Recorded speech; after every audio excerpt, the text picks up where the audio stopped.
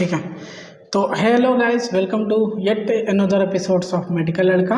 तो जैसे बहुत दिनों से एजुकेशनल वीडियोस मैं नहीं डाल रहा हूँ, मैं अपने कॉलेज में अपने बच्चों को भी बताता हूँ एजुकेशनल वीडियोस के बारे में। तो आज एक ट्रिक लेके आया हूँ मैं आपके लिए। उस ट्रिक का नाम है, ध्यान से सुनिएगा, आर्ट ऑफ एक्सपेंशन। मैंने अपने कॉलेज में अपने बच्चों को बता रखा है कि ज़िंदगी में कोई भी यूनिवर्सिटी पेपर देने जाओ, आपको पता हो नहीं पता हो, सब्जेक्टिव नॉलेज है, कॉम्प्रिहेंसिव है, डिटेल्ड है, इससे मतलब नहीं है। आप ये ट्रिक का इस्तेमाल करके आप यूनिवर्सिटी पेपर में ऐसे लिखना होता है, तो जिसको बोलते हैं आर्ट ऑफ एक्सपेंशन। वो बताने के लिए आपको साइड में दिखेगा मेरे पीसी का स्लॉट, तो वहाँ पे हम लोग चलेंगे। ठीक है, तो शुरू है आर्ट ऑफ एक्सपेंशन।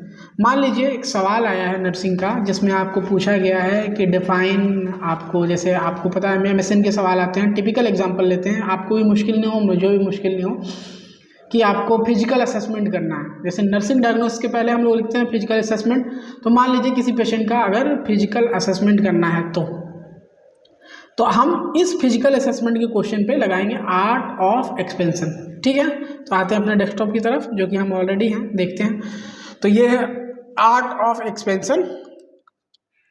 तो अब इसको हम लोग करने के लिए क्या करेंगे, देखिए हमको लिखना है असेसमेंट में to assess vital sign of the patient.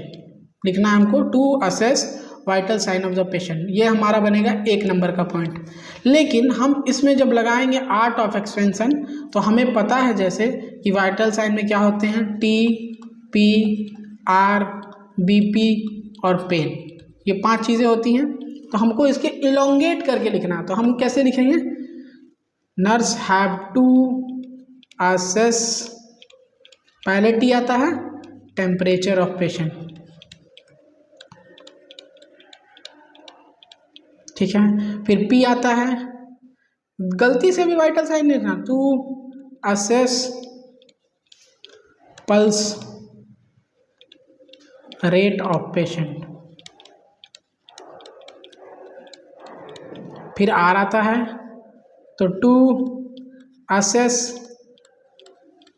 Respiration rate of patient. ठीक है, इतना समझ रहे हैं। अब देखिए BP है, तो ये टू असेस कॉमन रहेगा, to assess blood pressure of the patient. फिर पेन है, तो to assess chronic pain of the patient.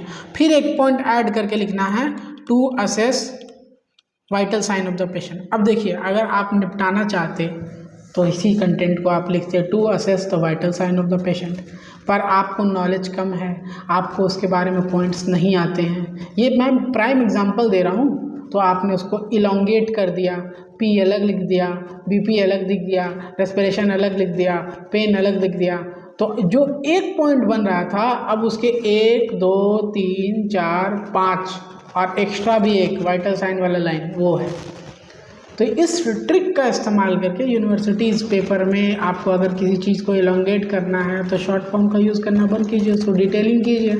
जैसे मैंने पूरा वाइटल साइन लिख सकता था ना एक लाइन में, तो मैंने इसको 7 पॉइंट बना के लिखे। यही करना होता है, और मेजर पेपर्स में कुछ होता नहीं है। ठीक है, आपके पास अगर जनरल भी अगर आप चीज़ों को जानते हैं, जनरल नॉलेज भी है, तो आप यूनिवर्सिटी का पेपर अच्छे से पास कर सकते हैं। थैंक यू, मिलते हैं किसी और ट्रिक के साथ किसी और दिन, तब तक के लिए नमस्कार। और हाँ, अगर ये ट्रिक आपके काम आई हो, थोड़ी बहुत भी हेल्प मिली हो, तो चैनल को सब्सक्राइब करना मत भूलिएगा। आदाब।